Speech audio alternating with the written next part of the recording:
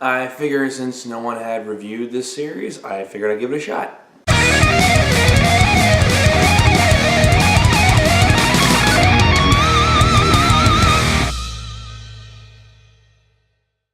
So I watched American Vandal the past few days, and this show is a really interesting one because it's an 8-part miniseries. It's on Netflix. It stars random-ass people. Kind of like, for example, it stars Jimmy Tatro, who is a Vine star. It stars Avery from Dog with a Blog. If you've ever seen that show, I don't know how to pronounce her last name, so I'm not even going to try. And it stars Caleb Worthy, who plays Des from the Disney Channel show Austin and Ally. And what makes the show interesting was the fact that it's basically a parody of... Making a Murderer, which is that super popular miniseries that was on Netflix. I personally never watched it. It didn't really interest me. I heard many people making massive claims like, oh my god, you have to watch the show, it's so good. And I saw the first episode, and it does make it interesting. But this is a parody of it. American Vandal is a parody of it. What it's about is that Jimmy Tatro plays this guy named Dylan Maxwell, who is a class clown, kind of burnout, a guy that thinks he's cool but no one really likes, those kind of people. And he's being accused of drawing 27 penises on the entire faculty of his high school's cars. Like, he would walk up and spray paint them on there. And everyone immediately thinks it's him, but this filmmaker named Peter, he wants to say, I'm actually going to investigate this and find out the truth, because whether or not Dylan Maxwell actually did this. And it is really interesting to watch. It's very captivating, and it's also really funny.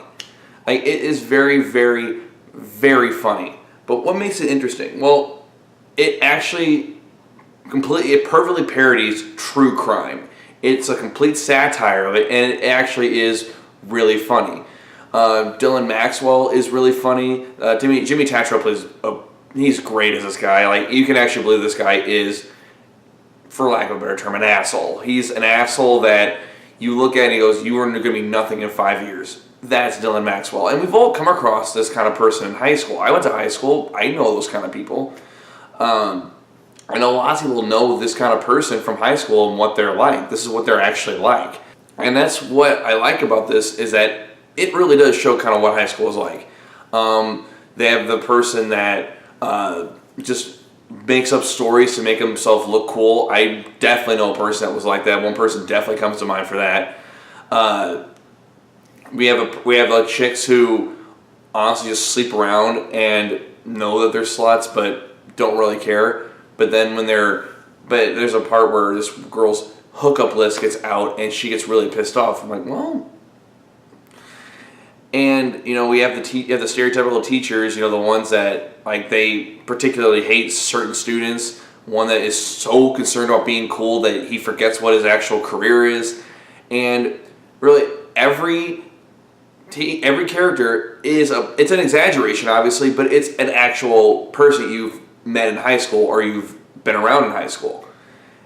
And the one thing that I like about this show the most is that in this documentary series, you cannot trust any character whatsoever that they interview. You don't know what they're about, what they're actually like, if they're a straight shooter, like they're being 100% honest, because this may be a slight spoiler, but no one in this show is honest. No one. None of the characters are honest. And they're all very, very well acted, very well put together. This is being my first show that I reviewed. Overall, I would give this show an 8.5 out of 10. It's really, really, really interesting to watch. Because, like I said, if you're a big fan of Making a Murderer, you actually probably will like this show. I don't see how people would not like the show. It's got a 95% on Rotten Tomatoes as a TV show, an 8.5 on IMDb, and it kind of just flew under the radar, because when I first saw the trailer for this, I honestly thought that, maybe this is like a documentary on Jimmy Tatro, because he's like a Vine star, and Vine stars are the new trend nowadays, with like Cameron Dallas and Nash Greer being in stuff, and Jake Paul and Logan Paul being in other things. It's kind of like a new thing. But when they first talked about dicks and ball hairs, I'm like, okay, this is obviously a joke. But it's a really good joke. Alright, thank you everyone for watching my review. If you want to watch my last one, it is over here. You know, click my face right down below and subscribe. That'd be awesome. I upload at least once a week, and I'll see you guys next time. Peace!